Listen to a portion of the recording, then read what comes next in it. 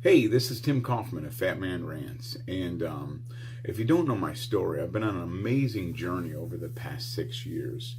See, I was over 400 pounds. I was addicted to fentanyl and other painkillers. I was an alcoholic and basically a cripple. And I adopted a whole food, plant-based diet, went for a walk, and started setting goals. And now, after losing 200 pounds, I'm off all my medicine. I feel fantastic. I do more things than I ever thought, even imaginable, that I would get done. So one of the big questions I get almost daily is, how do you stay motivated in a healthy lifestyle? And that's a valid question. The problem is people don't like my answer, because my answer usually is you don't stay motivated. And I've done talks on this before, and I don't want to get into that end of it now. But basically, there's a lot of things we do in life that we're not motivated for, but we do it anyways. Like paying our mortgage, going to work, taking the garbage out, doing book work, doing taxes. I mean, I'm not really motivated to do any of those things, but I understand that they need to get done. And I kind of put my health and my fitness in that category, that this is part of life. This is what I need to do. I don't need motivation. But I was thinking about a little concept, and I don't know where this came from. It just kind of popped in my head one day. I remember I was taking a grad class in psychology, and the professor was going over this study, how it was easier for people to give up on a goal of something they didn't have. The study was something like this. I'm paraphrasing, but basically an employer said, well, I'll give you a 10% raise if you do 10% more work for the next 30 days. So week one, everyone's all fired up. They're working really, really hard. By week two, they're kind of losing interest. And by the third week, they all give up because they never had the money anyways. So the research study goes on to say then they took another group of people and they actually gave them the 10% ahead of time, and then said, if you can keep up with this 10% at the end of 30 days, you can keep the money. But if you fail, you got to give the money back.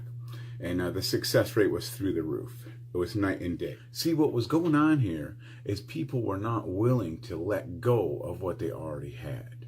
But the point is this.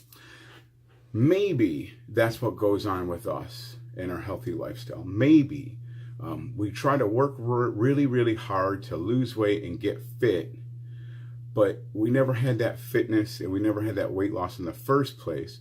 So when things get tough, we kind of throw our hands up. What if we flip that whole thing and think about it like this? Because maybe while we're out looking for motivation, we're actually losing our freedom. And here's what I mean.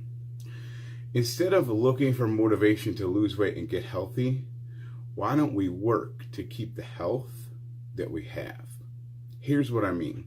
Every day that goes by, you're getting older. Every day that goes by, technically, you're getting one step closer to a nursing home or being in poor health. So let's keep the health that we have. Let's not let that go. And the way to keep that health is to stop eating garbage food, put the processed food, animal products down, and eat whole foods, and go for a walk instead of sitting on the couch.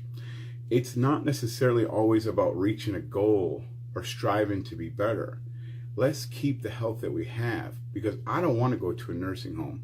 And if that means that every day I get up, I do 10 or 15 squats, I go for a 40-minute walk, and I lay down on the floor and get up 5 times. If that keeps me out of the nursing home, I'm hanging on to my health, and in turn, hanging on to my freedom.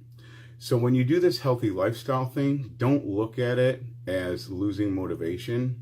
Just hang on to the health that you have. Be grateful for that, because there are people, regardless of the situation you're in, there are people that would trade places with you tomorrow.